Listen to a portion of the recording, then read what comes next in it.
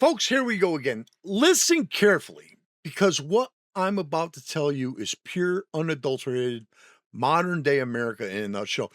And it's happening right now in North Carolina. And it's exactly the kind of story that proves once again that the left and the corporate managers who've absorbed their ideology simply cannot stand ordinary Americans who dare to think the wrong thoughts. A hardworking hot dog vendor named Jeff Hartman, who runs All American Hotdogs and Catering out of Spring Lake near Fayetteville, has been banned from every single Tractor Supply store in the state. Not because his hot dogs are bad, not because he was causing problems, and not because he was breaking any rules about setting up shop. No. According to him, the regional manager decided he was persona non grata on any Tractor Supply property because he supports, you already guessed it, didn't you? President Donald John Trump, and because his business has a patriotic American-themed branding. Let me repeat that. This man was feeding Tractor Supply employees for free. He was giving them free hot dogs. He thanked the local manager publicly for letting him set up, and then corporate, or at least the regional level, decides, nope, this guy posts pro-Trump stuff on his personal Facebook page. Get him out of here. Now, Hartman is careful to point out that he kept the politics off the business page itself, but that didn't matter.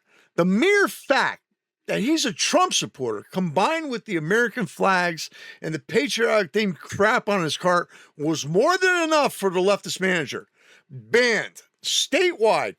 This is Tractor Supply we're talking about, folks. The store that sells feed, fencing tools, boots, and everything else that actual working people in rural America use.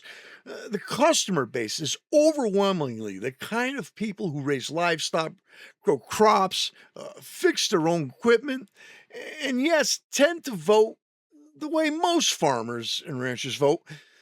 Yet somehow, a regional manager looks at a guy selling hot dogs with an American theme and decides that's the hill to die on.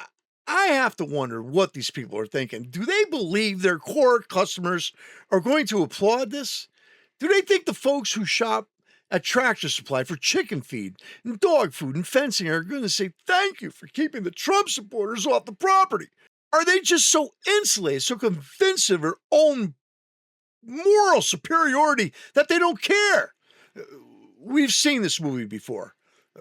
Bud Light, Target, Disney, companies that decide to lecture or punish the very people who keep them in business and then act shocked when those people respond by taking their money elsewhere.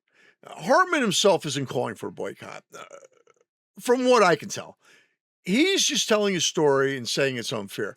But a lot of people online are already saying the quiet part out loud. There are alternatives. There are other places that sell the same products. And if a company decides that supporting the current president of the United States is a fireable offense for a vendor, then maybe that company needs to feel the consequences in the only language it understands: revenue. Tractor Supply has not commented, at least not publicly as of this moment. They're probably hoping it blows over. They usually do. But the pattern is clear. In certain corners of corporate America, expressing mainstream conservative political views, especially support for Trump, is created as a character flaw that must be purged from the premises. Jeff Hartman fed their employees for free. He ran a small business with an all-American theme, and for that, he's out. That tells you everything you need to know about the cultural moment we're living in. The people who run these companies increasingly do not share the values of the people who actually shop there. And eventually those customers notice. That's the story.